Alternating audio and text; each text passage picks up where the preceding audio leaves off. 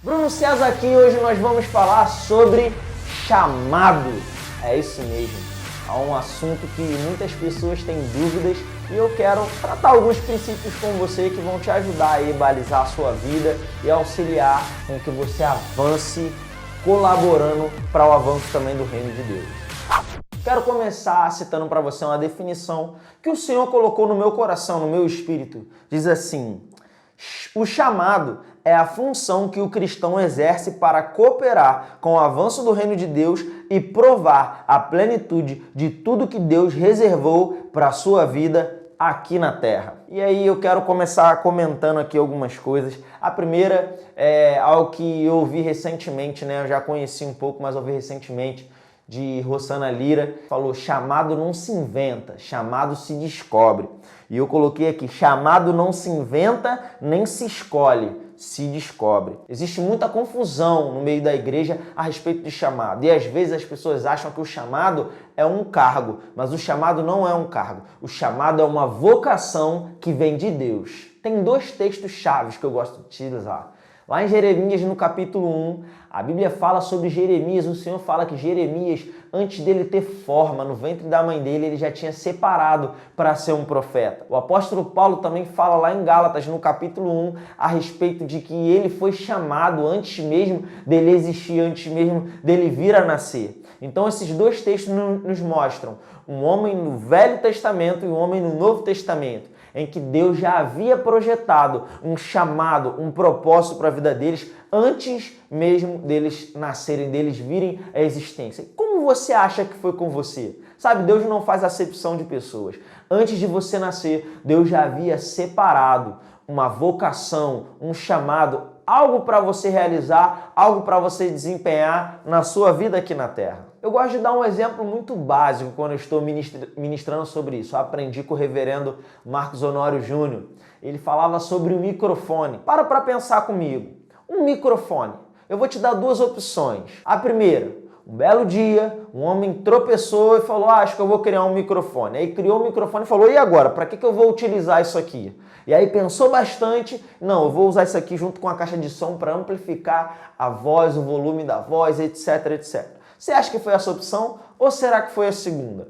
O homem olhou e viu que havia uma necessidade de falar para multidões, para uma quantidade maior de pessoas, sem fazer um esforço tão grande das suas cordas vocais. Então ele estudou e projetou o que seria um microfone, que usado junto com as caixas de sons, elas iriam projetar, iriam cumprir esse propósito. Qual das duas opções você acha que ocorreu?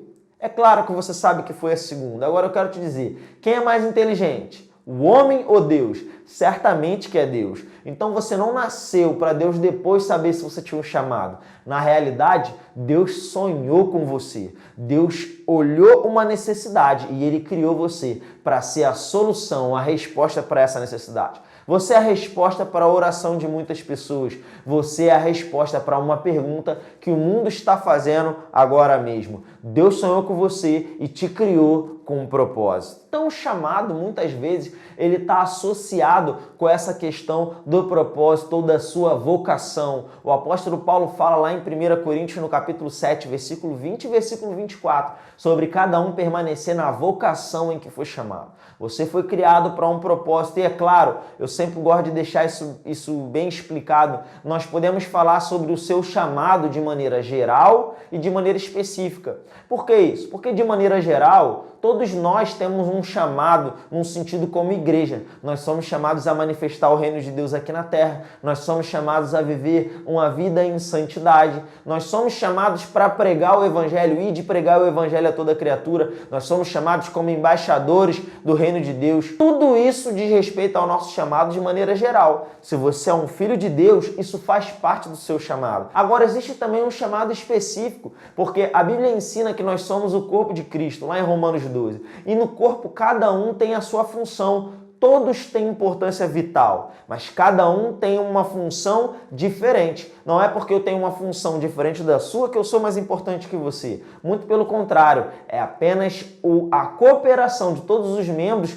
é que vai fazer com que o corpo cumpra o seu propósito de maneira específica, né? Todo o seu propósito. Então, nesse sentido, você pode entender que existe um propósito individual, um chamado para a sua vida, que não é igual ao da pessoa que está ao seu lado. Existe algo que Deus chamou você para fazer, você para cumprir. Se você não fizer isso, é claro, Deus vai levantar pessoas para fazer, muito provavelmente, mas nós percebemos em nossas igrejas, muitas vezes, pessoas que estão sobrecarregadas por causa de outros irmãos que não estão cumprindo o seu propósito. E se uma parte do corpo não cooperar, a outra parte vai ter que fazer mais esforço para poder realizar aquilo que deveria ser feito por todo o corpo de uma única vez. Então, você tem um propósito, você tem um chamado no Senhor e isso faz parte da sua essência. E eu quero dizer ainda, existem muitos cristãos que estão vivendo em problemas e não conseguem viver uma vida de triunfo, uma vida vitoriosa, simplesmente porque eles ainda não entenderam a respeito do seu chamado. O apóstolo Pedro, ele diz que quando você entender, confirmar a sua vocação e a sua eleição, você não vai tropeçar em tempo algum. Uma vida livre de tropeços, porque tem entendimento do seu chamado ou da sua vocação. Eu gosto de usar um exemplo muito básico, que é o do rei Davi. A Bíblia cita de um evento onde era o tempo dos reis irem à guerra, e Davi ele permaneceu no seu palácio. Se era o tempo dos reis irem para a guerra e Davi era um rei, o propósito dele deveria ser ir para a guerra, ir para a batalha e cumprir aquilo que ele deveria fazer. Tinha a ver com o ofício dele. Agora, porque ele não foi, ele estava lá no palácio de bobeira fazendo nada. Ele estava andando no palácio, ele vai lá e avista Betseba, aquela mulher que estava nua lá tomando banho no seu jardim ou no seu quintal. Depois você lê lá com calma o texto para que você possa estar entendendo melhor. Aí é interessante que ele vai ter aquele momento, Davi vai pecar, e esse é um momento que trouxe muitos problemas para a vida de Davi por conta dessa situação que houve. Davi se envolveu em pecado, se emaranhou em pecado, deu um jeito de que o marido daquela mulher ele fosse assassinado. Enfim, o fato que eu quero extrair com você aqui é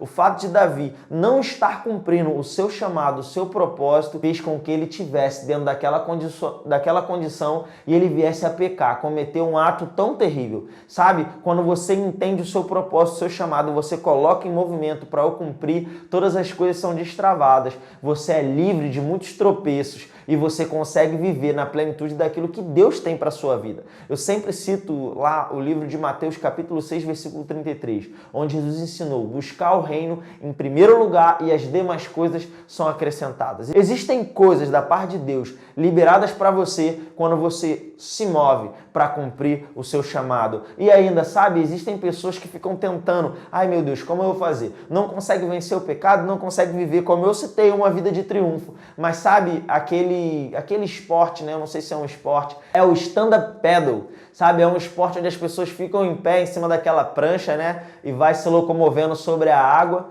E sabe, uma vez eu vi uma pessoa dando uma explicação bem interessante. Falou que era muito difícil ficar em pé em cima daquela prancha, muito difícil se equilibrar. Então tinha muita dificuldade.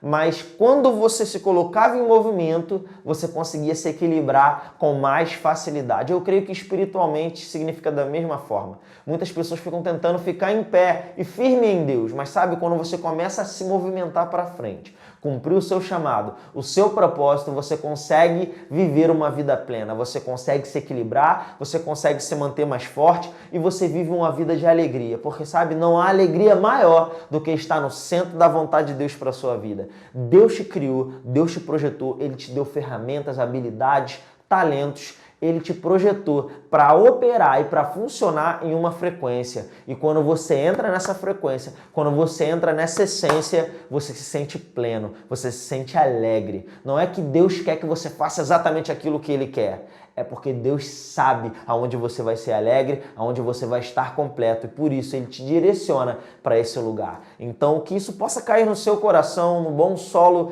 fértil do seu coração, possa gerar fruto e que você possa entender o seu chamado e avançar nisso. Se você quiser aprender mais, eu quero ter a honra e o privilégio de poder te ajudar. Deixa aqui nos seus comentários se você tem alguma dúvida, alguma dificuldade. Eu quero servir a sua vida e ter o privilégio de saber que eu pude cooperar com você, porque esse é o meu propósito e o meu chamado. Então, guarde essas palavras no seu coração, avance nelas e seja abençoado na prática da palavra em nome de Jesus.